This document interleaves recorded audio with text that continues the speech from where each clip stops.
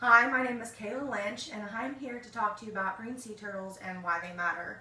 Has anyone seen a reptile and thought they were cute? If you said no, then obviously you haven't seen a green sea turtle hatchling. I believe I'm qualified to speak to y'all today because I've spent one-on-one time with green sea turtles down in the Grand Caymans.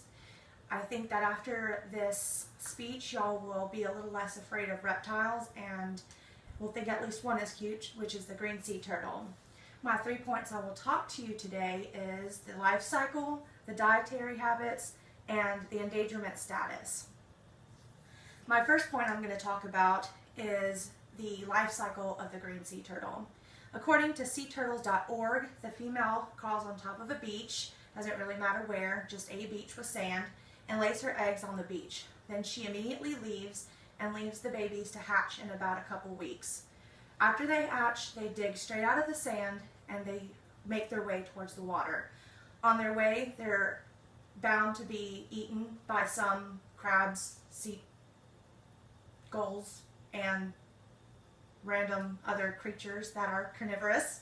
And even though they're in the sea, doesn't mean that they're out of the water yet, which means that they could be eaten by fish or sharks or other sea turtles. Only one in 1,000 make it to adulthood. My second point is the dietary habits.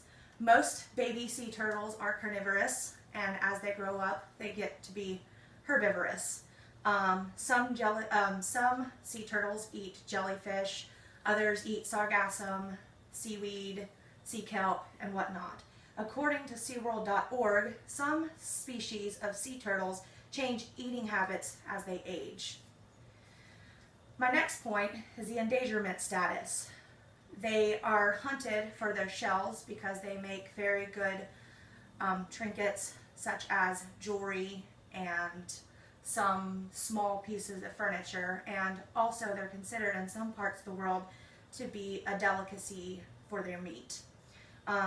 According to worldwildlife.org, green sea turtles are like lawnmowers for sea plants, and that's why they're important, and the endangerment status is such a concern.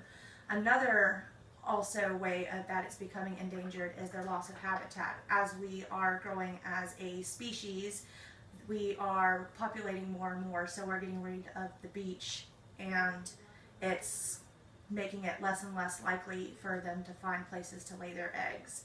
And that makes them wander farther to try to find their eggs, and sometimes their wandering can make it to where they are eaten by other things on their search for a place to lay their eggs. So, in conclusion, I talked to you today about green sea turtles and why they matter. I've talked to you about their dietary habits, their endangerment status, and their life cycle. Like I said, I believe I talked to y'all today and I believe I am able to talk to you today about sea turtles because I've spent some time with them and seen them and touched them and loved on them. And I hope that you now have a soft spot for at least one reptile. Before I go, I have a little bit of a new information, and it is one of the most useful organisms in the sea, and they help keep the ecosystem healthy by trimming away old and dead plants and keeping the jellyfish population down. And